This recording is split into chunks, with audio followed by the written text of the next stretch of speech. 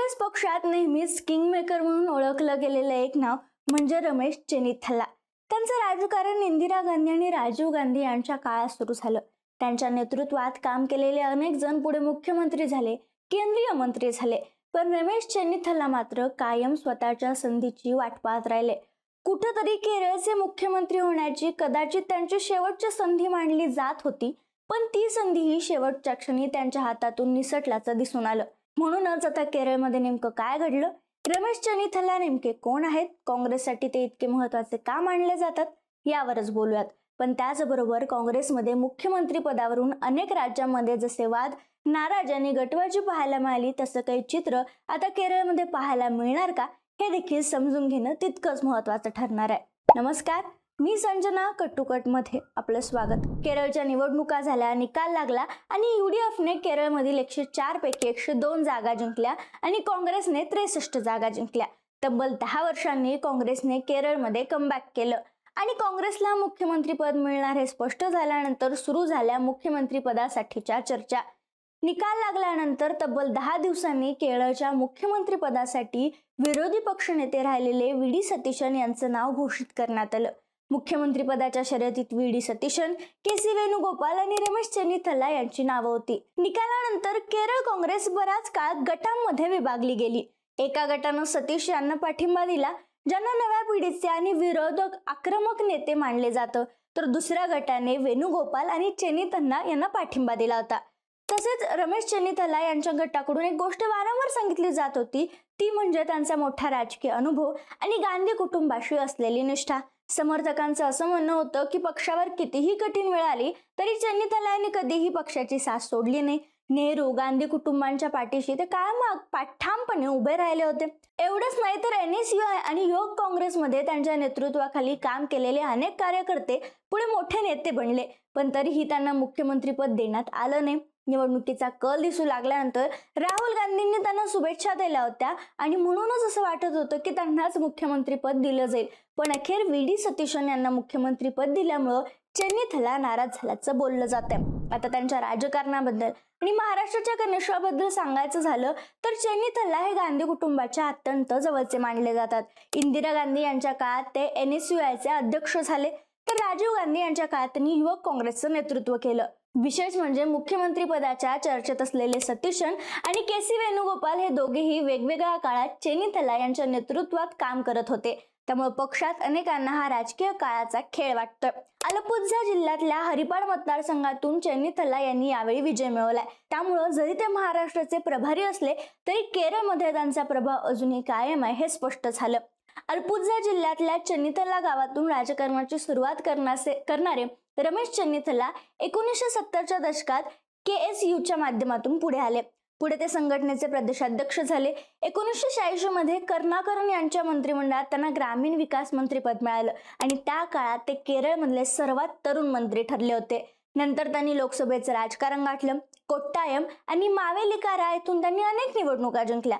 पराभवही झाला, राजकीय धक्केही बसले, पण प्रत्येक वेळी ते ठामपणे खंबीरपणे उभे राहिले. 2016 मध्ये UDFचा पराभव झाल्यानंतर त्यांच्याकडे विरोधी पक्षनेतेपद आलं. पिनराई विजयन यांच्या सरकारवर त्यांनी जोरदार हल्ले चढवले, पण 2021 मध्येही UDFला सत्ता मिळाली नाही आणि त्यानंतर विरोधी पक्षनेतेपद VD सतीशन यांच्याकडे गेलं. मग 2023ला त्यांची महाराष्ट्राचे प्रभारी म्हणून नियुक्ती करण्यात आली. रमेश चेन्निथल्ला यांची महाराष्ट्र प्रभारी म्हणून नियुक्ती झाल्यानंतर त्यांनी विविध शिबिरं, पत्रकार परिषद आणि बैठकींच्या माध्यमातून कार्यकर्त्यांना संबोधित केलं आणि सातत्याने भाजपवर टीका केली. भाजप जातीय राजकारण करत असल्याचा आरोप करत त्यांनी धर्मनिरपेक्ष राजकारणाचं महत्त्व अधोरेखित केलं. शिवाय काँग्रेस कार्यकर्त्यांना त्यांनी आवाहनही केलं होतं. महाविकास आघाडी समन्वय साधण्याची महत्त्वाची जबाबदारीही त्यांनी प्रभावीपणे पार पडली. स्थानिक स्वराज्य संस्थांच्या निवडणुका असोत किंवा महाराष्ट्र विधानसभा निवडणुका, प्रत्येक ठिकाणी संघटनात्मक पातळीवर त्यांनी महत्त्वाची भूमिका निभावली. विधानसभा निवडणुकीच्या काळात महाविकास आघाडीत निर्माण झालेल्या कुरबुरी, मतभेद आणि स्थानिक पातळीवरील तणाव यावर लक्ष ठेवून त्यातून तोडगा काढण्याचं काम रमेश चेन्निथल्ला यांनी केलं. त्यामुळे महाराष्ट्रातील काँग्रेस आणि महाविकास आघाडीच्या राजकारणात त्यांची भूमिका प्रभारीपुरता मर्यादित न राहता समन्वयक आणि महाराष्ट्रातील काँग्रेसचे संकटमोचक अशी बनल्याचं दिसून आलं. मात्र नंतर म्हणजे रमेश चेन्नीथला यांच्यासाठी सगळं वातावरण जुळून आले. केरळमध्ये जेव्हा निवडणुका सुरू झाल्या अशीच परिस्थिती निर्माण झाली होती. त्यांचं नाव मोठ्या प्रमाणात घेतलं जात होतं. महाराष्ट्रातील हा नेता केरळचा मुख्यमंत्री बनणार अशा बातम्याही येत होत्या. जवळपास 50 वर्ष राजकारणात घालवल्यानंतर मुख्यमंत्री पदाची हीच कदाचित त्यांची सर्वात मोठी आणि शेवटची संधी होती, कारण लवकरच आता ते 70 गाठणार आहेत.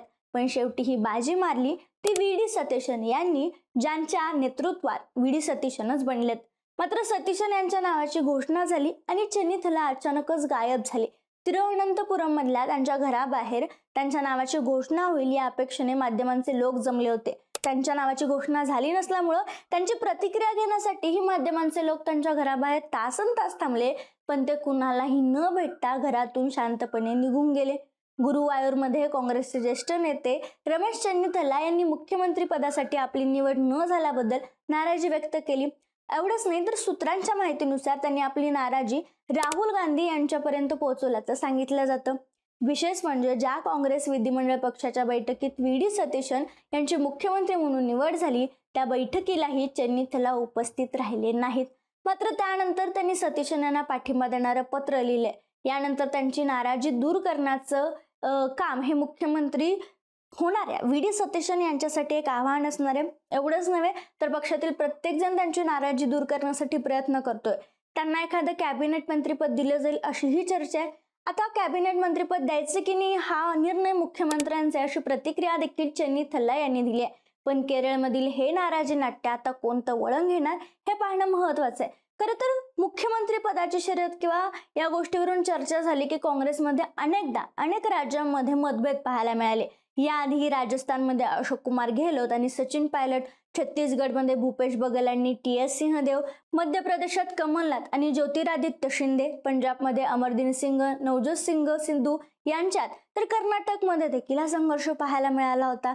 त्यामुळं काँग्रेसमधले मध्य प्रदेश, राजस्थान, पंजाब या तिन्ही राज्यात त्यांना सत्ता गमवावी लागली होती आणि सध्या कर्नाटकमध्येही कुरबुरी सुरू आहेत. मग आता केरळमध्ये देखील अशीच परिस्थिती सुरू झाली आहे. मग केरळमध्ये हे नाराजी नाट्य किती दिवस चालणार? गटबाजी होणार का? मतभेद जास्त उबाळून येणार का? आणि आता व्ही.डी. सतीशन यांनी मुख्यमंत्री म्हणून शपथ घेतल्यानंतर केरळचं राजकारण, काँग्रेसचं राजकारण कसं राहणार आहे हे पाहणं महत्वाचं ठरणार आहे. या सगळ्याबद्दल तुमचं मत काय? व्ही.डी. सतीशन यांना मुख्यमंत्री पद देऊन काँग्रेसनं योग्य केलं की चेन्नीथला यांना मुख्यमंत्री पद देणं महत्वाचं होतं? आम्हाला कमेंटमध्ये कळवायला विसरू नका.